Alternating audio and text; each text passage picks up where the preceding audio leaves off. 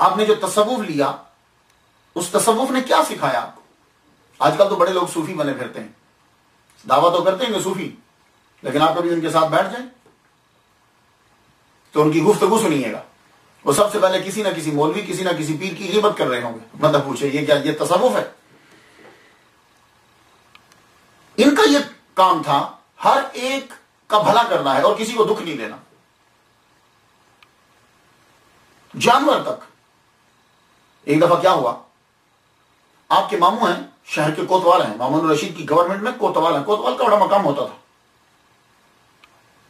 تو آپ جنگل میں بیٹھے ہوئے گزر رہے ہیں تو بھوک لگی تو روٹی تھی، نکال کے بیٹھ کے کھانے لگے۔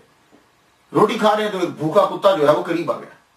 کتا قریب آیا تو آپ کیا کر رہے ہیں، ایک لقمہ کتے کو دیتے ہیں اور ایک لقمہ توڑ کے خود کھاتے ہیں۔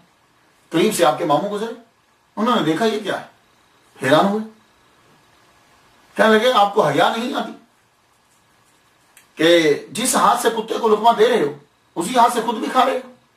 کچھ ہمارا ہی خیال رکھ لو، ہمارا ایک مقام ہے معاشرے کے اندر، یہ کیا حرکت کر رہے ہو، حیا نہیں ہے آپ کو؟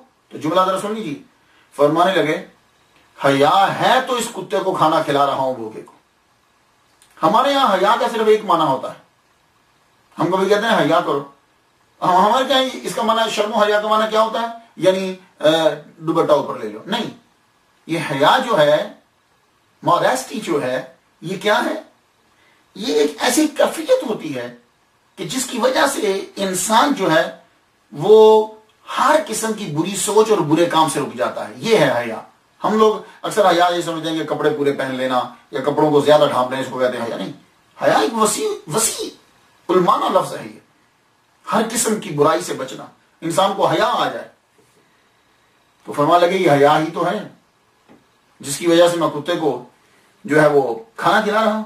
ابھی گفتگو جاری تھی، آپ جب بیٹھے ہوئے تھے تو آپ کی پنڈلی سے کپڑا ہٹا ہوا تھا، ایک پرندہ آیا، وہ پرندہ آ کر اسی ہاتھ پر بیٹھ گیا جس ہاتھ سے آپ کتے کو کھانا لقمہ دے رہے تھے۔ وہ جب اس ہاتھ پر بیٹھا تو آپ کو معلوم ہے کہ ہاتھ جو ہے وہ قریب تھا اور آپ کی پنڈلی سے کپڑا مجزو درویش آدمی، اس پرندے نے یوں اپنا پر لے کر اپنی آنکھوں کے اوپر رکھ لیا، یوں آنکھوں کو ڈھانپ لیا۔ تو معروف کریم رحمت اللہ علیہ اپنے ماموں سے کہنے لگے دیکھ، جو اللہ سے حیا کرتا ہے تو اللہ کی مخلوق بھی اس بندے سے حیا کرتی ہے۔ اللہ اکبر جل اللہ کی مخلوق بھی اس بندے سے جو ہے وہ حیا کرتی ہے۔